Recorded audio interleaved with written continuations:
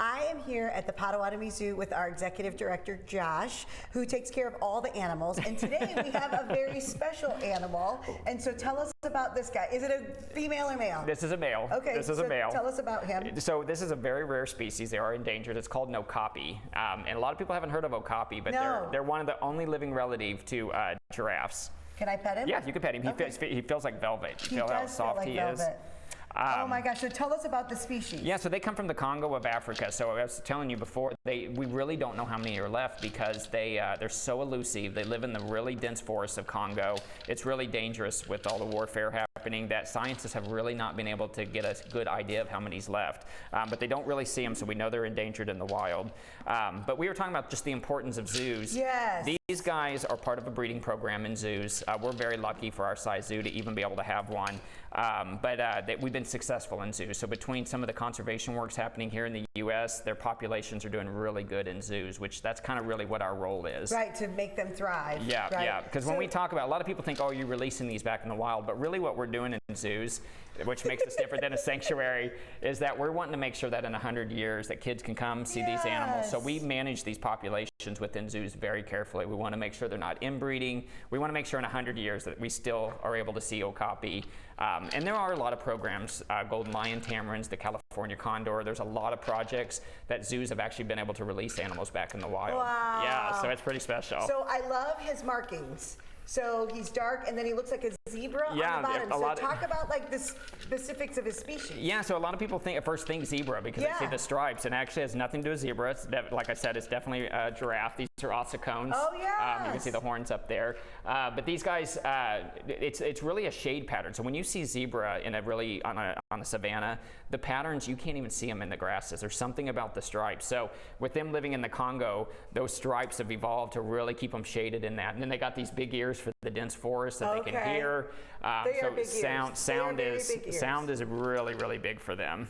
So does he spend most of his days in here, or is he out and about? So they have an outdoor exit. We have 2 males, and there's an outdoor habitat that they can go out into. But nice. Because they're so solitary, the males can't go together, so they rotate. So he has a little outdoor area he could go to now. Okay. Tomorrow he'll go on the habitat. The other one will come in. So they kind of just share the space. So what is it with the males that they can't? Is it just like a male dominance kind of thing? Yeah, so in the wild, a male would have a territory. He would live by himself. He wouldn't even live with a female.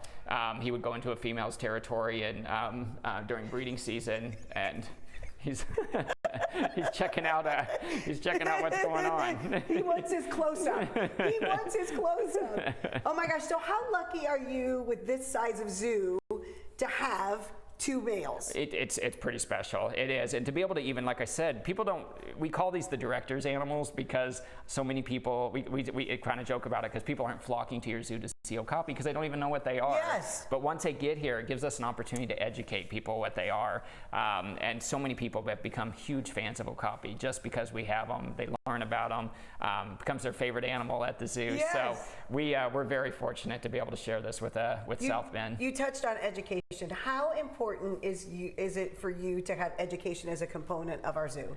That's huge. So last year we saw about 60,000 people come through our education program. Wow. So it's amazing how many people still don't, that just know chickens and their dogs and have no idea of the conservation work that's being done, especially in zoos. So we feel like we have a big role not only to educate people about what zoos are doing, but even what's going on in the world with conservation and some of the things that we're facing. So it's huge for us. So. Well, and I love what you said, that had you not been able to rescue him, basically we wouldn't have him. We wouldn't be able to have these if we weren't part of these breeding programs and zoos. So I love that. Yep. All right, so it's membership. The zoo's open. The zoo's and open. So it's membership time. Talk to us a little bit about the membership. Yeah, we're full swing with the zoo open.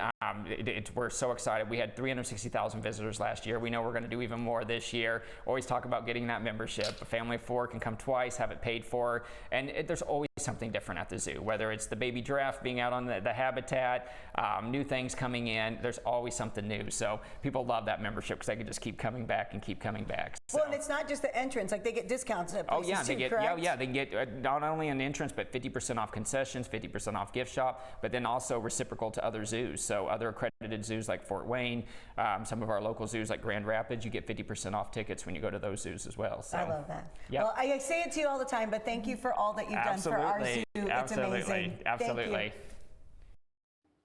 For more information on the Potawatomi Zoo and to get a membership, check out your screen. You can visit their website at pottawatomizoo.org or give them a call at 574-235-9800, and you can check them out on Facebook.